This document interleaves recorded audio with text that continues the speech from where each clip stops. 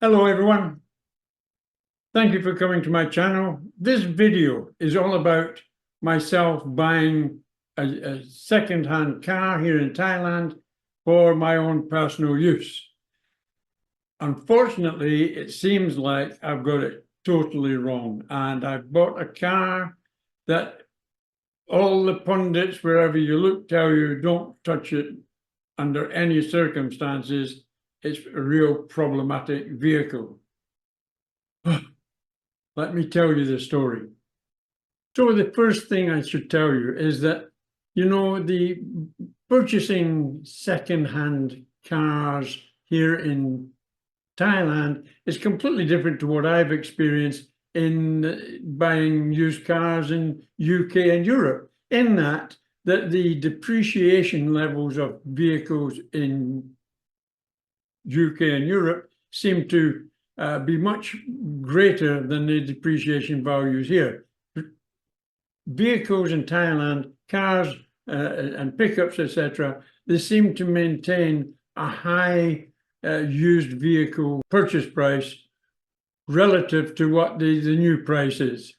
Something else you need to be aware of here in Thailand, also if you're purchasing a used car, is that cars are registered in the provinces that they're purchased in. This is completely different to the UK, where we've got it all under a central agency in the DVLA in Cardiff, so all the cars in the UK are all done through there. The problem with this being is if you buy a used car here in Thailand, then if it's not in the province, if it's not been registered in the province where you're now living, and you want it to be registered, it can be a little bit more of a hassle getting the vehicle re-registered into your own province and getting your name changed, etc. Just hassles you might not want, and you should be aware of. It was certainly a consideration of mine when I was deciding to purchase this used car, that to save the hassles, I wanted to buy a car that was registered here in Chonburi province, because that's where Pattaya is. And as I say, that was one of my stipulations that I wanted in the used car that I was going to buy. So the next question that I was facing is, where was I actually going to buy this car from? Now, to get best value for money, I think would be to, and you know what you're doing, would be to go visit one of the car auctions in Bangkok. You can actually buy online also, but I think if you know what you're doing, then you'd probably want to go to Bangkok and look at the vehicles themselves. And I think that's where you can get some exceptionally good purchases at the right sort of money if you know what you're doing. Of course, if you don't know what you're doing, it could be a rather disastrous way to buy a car, and that's up to you. So that's the one option. And of course, that would also present the problems that you might buy a car that's out of province, it's not from the province that you live in. So then you've got some added hassle of getting everything changed over. But that's the first option.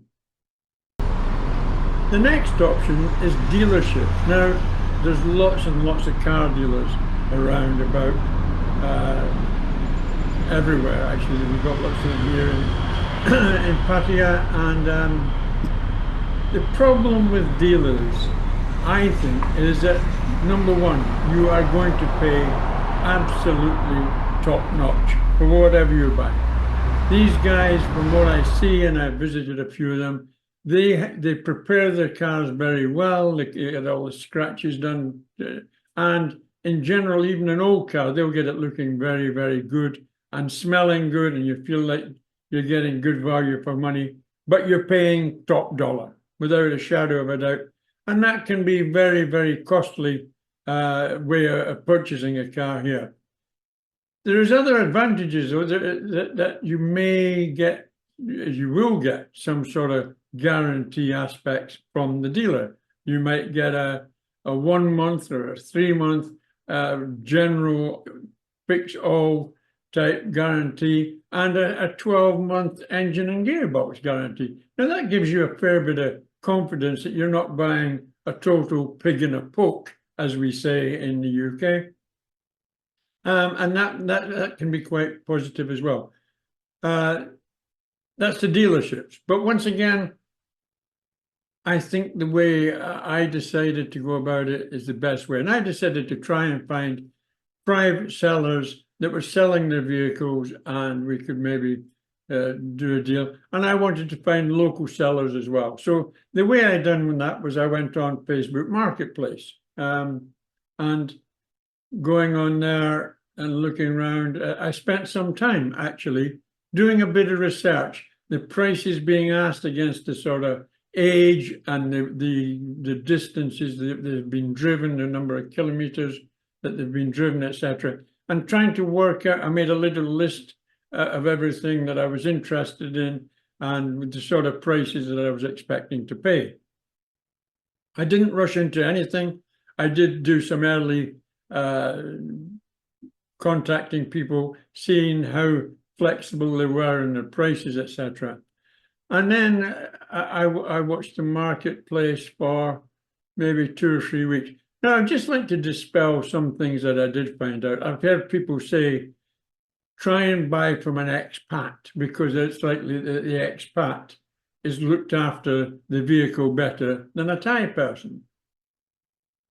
Where do they get that from? Is that right? Is that really a fact? I don't think so. I think that it can be equally as bad. We got a lot of people living very cheapskate lives here in Thailand on the expat side, you know. They don't want to spend any money on anything, particularly on service and vehicles. If they start to get a problem, get rid of it and sell it off and not declare the problems to whoever's buying it. And I came across that on a couple of occasions. So yes, you're more than likely to find if somebody's not taking care of it, they are Thai, because the Thais are the people that live in this country, and they are the biggest majority of buyers. But a lot of Thai people, they try to look after their cars, and etc. as well. So I don't hold a lot of confidence in this thing about better to buy from an expat. Better to buy the car, and if you don't know what you're looking at, get somebody, take a mechanic with you, get somebody involved that does know what they're looking for when you're purchasing a second-hand car, as I'll come to about the one that I purchased as well, and it was quite relevant now, even though they tell me that I purchased the wrong car. Oh no. Anyway, we'll get to that. Now, here I find that there are several groups online that buy and sell. Even in Facebook itself, there's several other private groups that buy and sell various things. Also, there's another one here in Thailand called Bat Sold. It's BAHTSOLD. That's mainly, it's nearly all actually expats selling stuff on there. And there was listings on there. Overall, I found the marketplace far superior to anything. There was hundreds and hundreds of listings, plenty to be going on with. Whatever your choice is, it's there.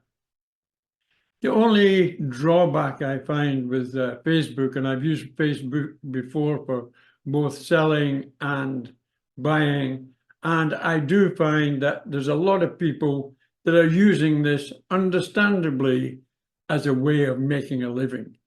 Now then, what do I mean by that? I mean that there are people that are scanning all the new listings all the time, trying to get into very quick action. If they see anything that's worth the value that's being asked, they'll go for it quickly in the hope of getting a good buy and being able to sell it on very quickly and making their money that way. And I know there to be probably thousands and thousands of people doing this sort of thing, buying and selling on Facebook Marketplace. So that affects us that are looking to buy something. If we want to get the best value, we also have to be constantly monitoring the new listings, which is what I had done for about 2 or 3 weeks. The good things coming on, I could see them getting sold virtually immediately. And the car I ended up buying, actually, I got it. I did see it was listed for a couple of days, and mainly probably because a lot of people thought, well, we're not going to touch that with a barge pole. But I thought it was okay, and I acted accordingly. So what I done is I decided, I made out a small list of what I actually wanted, and then I could concentrate on these particular aspects. Now, what I decided was I wanted a relatively economical car that was as new as possible and with as little kilometers as possible.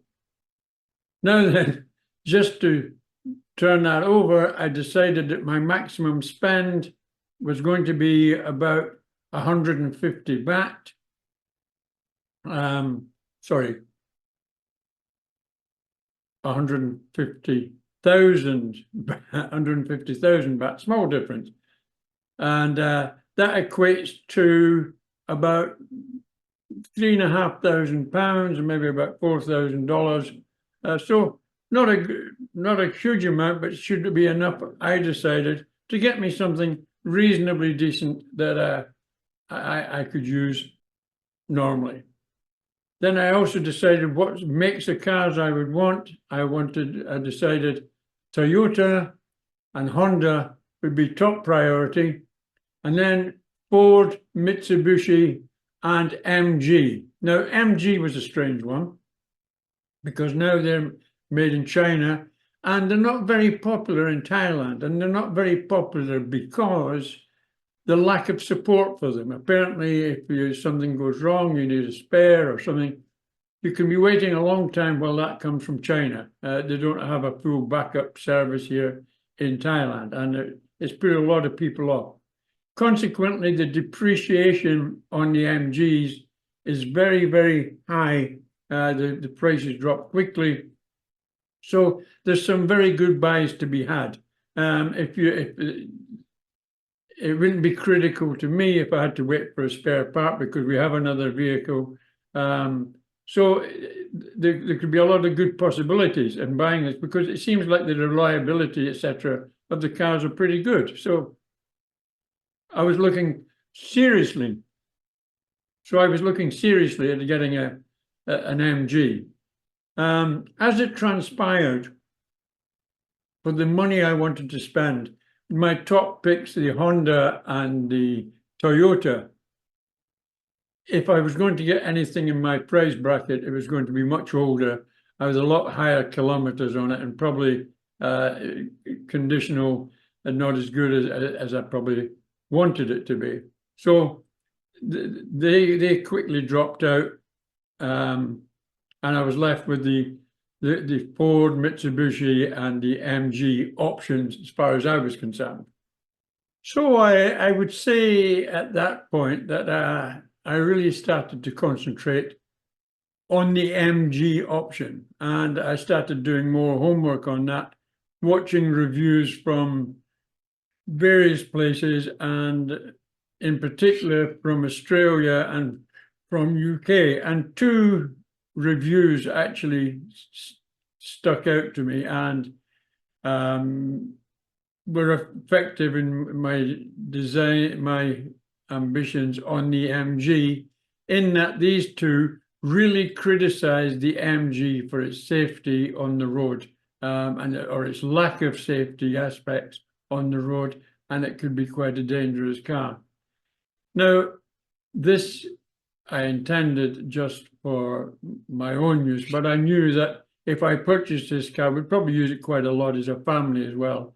And to think that I was running around with my family in the car in a place like Thailand, where it's not the safest of places to be on the road anyway, with a car that had substandard safety aspects, then I dropped it. I dropped the MG. So then I was down to Mitsubishi and Ford. As it transpires, also, I've got another friend who is very pro Ford, and he had bought himself a 2011 Ford Fiesta, for just over 100,000 baht, and it was running very well, and he was very, very impressed. And actually, I discussed it with him, and Fiesta became quite a high interest level for me.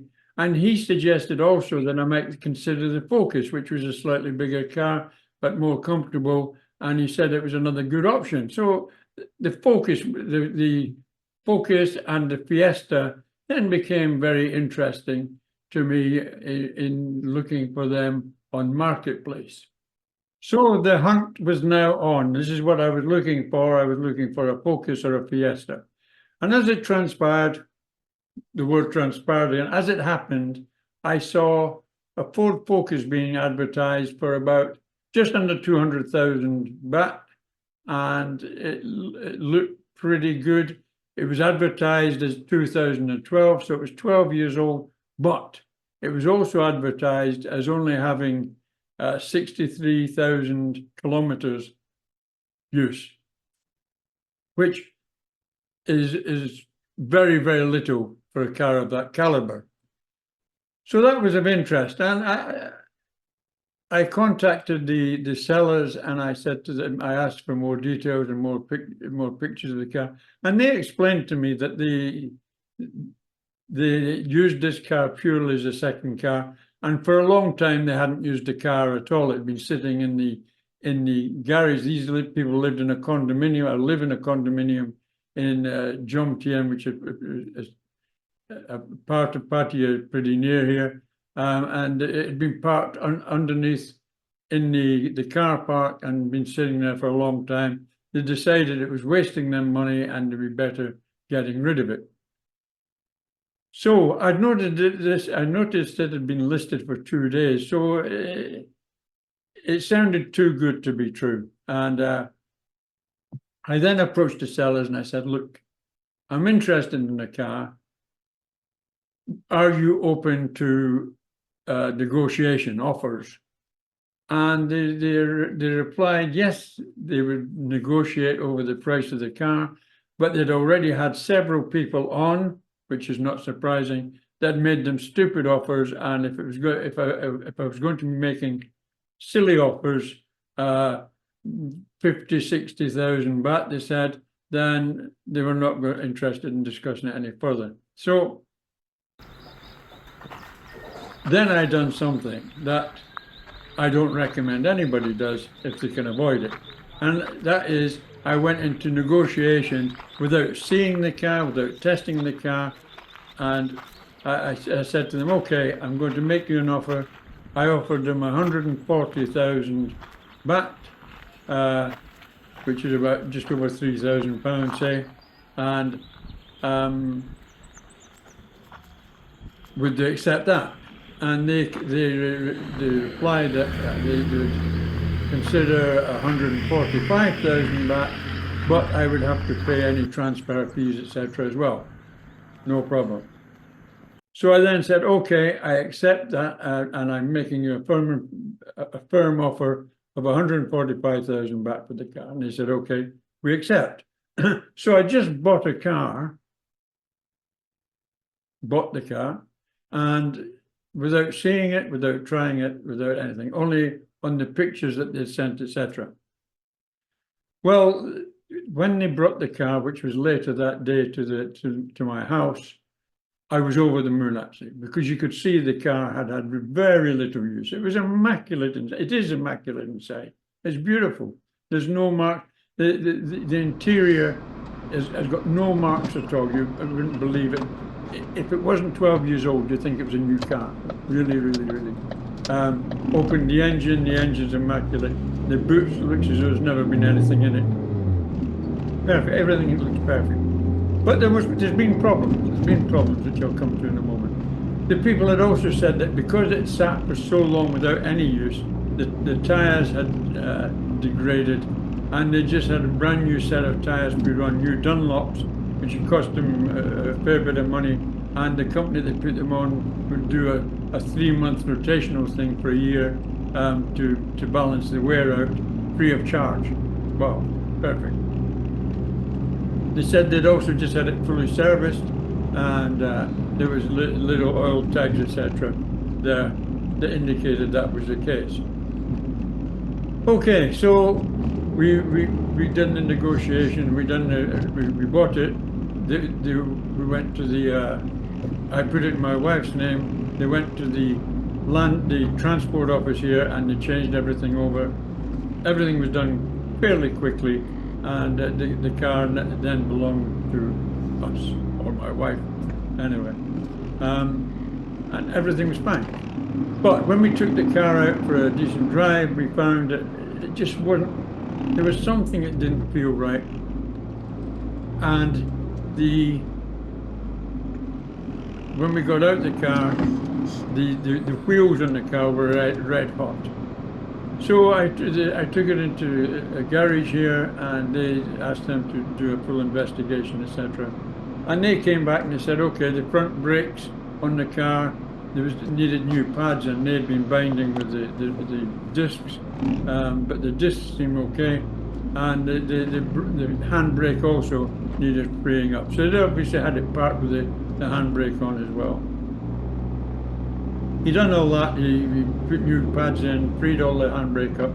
Then it was nice and smooth, no problem at all, running very, very well. But I also, just for my own satisfaction, I got another complete oil change done on the engine and the automatic gearbox, and that's proved fine, no problem at all. So I'm now running this car, and it's running very, very smoothly, very sweetly. My wife loves driving it. I like driving it. It's a very nice car. The only thing I'm not too happy about with this car at the moment is the air conditioning. Now, I had that checked in the garage, and they said the air conditioning is fine, but to me it's not fine. It's not cooling down fast enough. It takes 2 or 3 minutes to kick in. Albeit I have to admit that the weather here has been exceptionally hot, you know, with a real field temperature in the mid-40s. It's unbelievably baking hot here, so that might have something to do with it. But I have a feeling also that somewhere on the air conditioning system in cars, and I'll get it checked out, that there is a heat exchanger, and there might be a heat exchanger problem on it that it requires a new heat exchanger. If that's the case, it's not a problem. So that's my car. So why do I say people tell me not to have, I shouldn't have bought this Ford Focus? Well, as it transpires, if you look on it, transpires again. If you look on the YouTube, etc., apparently when they changed these models 2011, 2012, right up to 2015, the gear with the transmission system, which is a twin clutch automatic system, it was providing some problems, and from what I gathered looking further on into it, it came down to 2 earth connections on the inside the engine compartment that needed cleaning up and making good connections, because they were not reliable connections, and so cleaning them up and putting dielectric grease in there, it seems to have solved the problem. Certainly the one I've got, the car I've got at the moment, it's running smooth as a nut, and I'm very, very happy with it. And I think it's going to run that way for a long, long time, and I'm not too worried about it, despite all these YouTube videos that say don't touch a 2012 to 2015 Ford Focus. Ford's a good car, and Ford's always been a good car, and the Ford Focus in the UK, and it's contemporary as well, the other Ford Mondeo, very popular cars that run very, very well. So very happy with the purchase. That's the story of my car purchase, and why people said it might be right, it might be wrong. I'm happy. I hope you've enjoyed the video. Thank you very much for watching. See you soon.